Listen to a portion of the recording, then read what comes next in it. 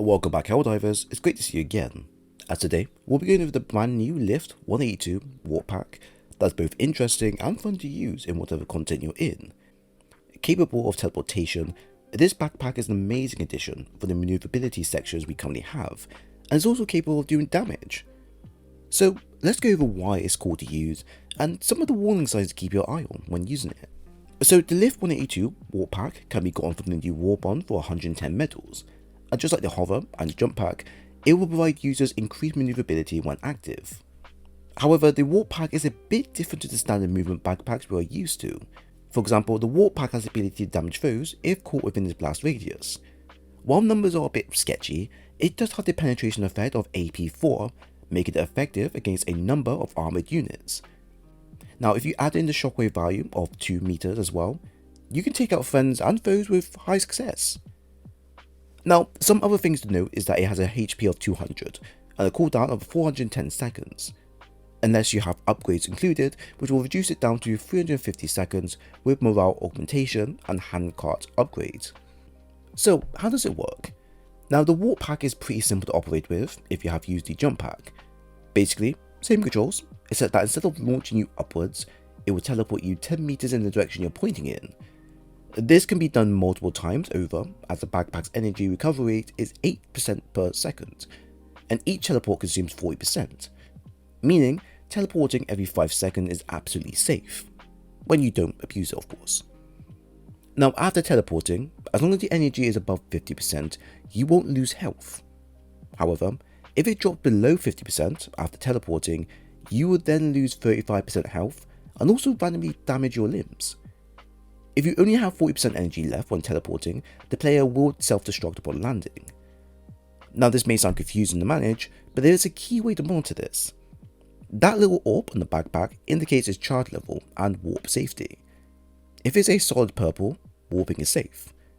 If it's an orange, warping will cause damage and possibly break a limb. And if it turns red, then you're pretty much dead, as it will cause an explosion. As I mentioned previously, if you can manage the above teleportation every few seconds, then you'll never take any additional damage as time goes on. There's also a few other things you need to be aware of with the warp pack as well, such as if it is red, warping is guaranteed death that neither Democracy Protects or Adreno Defibrillator can save you from. This also means your warp pack will be destroyed as well, so you have to be very careful not to overdo the teleporting. At the same time, warping into most large map icon enemies like the flesh mobs, it will result in death instantly. The warp pack will still deal its normal damage if this occurs, but it's generally not worth the full investment of solely using this as an effective strat to kill them, or kill most enemies. However, instant death can be prevented by Democracy Protects, funnily enough, and it will also result in the player taking no damage, making it a decent failsafe and combo, but do remember, DP is a 50-50 passive. Whether it wants to work with you or not depends on the day it's having. If you do need to use it offensively in any sort of way, it's best you use it while running away, or just near them, to where the damage will be applied while also not damaging you in the process. So while the warp pack is both amazing and dangerous to use, how does it compare to the jump pack and hover pack? To be honest, all three backpacks are designed around maneuverability from moving from one area to another, except that each one have their different ways of doing this. The jump pack will launch you upwards and at great distances, allowing you to cover ground faster when moving forward. However, a cooldown is required before you can use it again, which can be a problem to deal with at times. The hover pack will launch you in the air and allow you to hover for a small duration. This is perfect for reaching higher grounds or dealing with grounded enemies better, but just like the jump pack, it takes quite a bit of time for it to cool down before use again. So really looking at the three, it really depends on what type of movement you need there and then. Do you need to move fast? Then the jump pack is ideal for you. Do you need to reach higher grounds? Then the hover pack is perfect for you.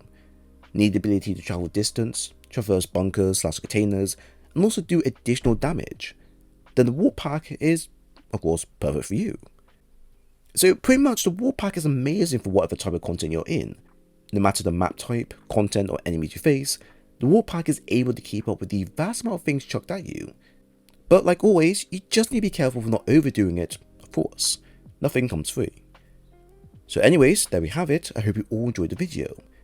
If you have any thoughts on the content shared or generally like what was shown, then please leave a like, a comment and subscribe for more future stuff. It was great seeing you again, Helldivers, and I hope to see you again soon.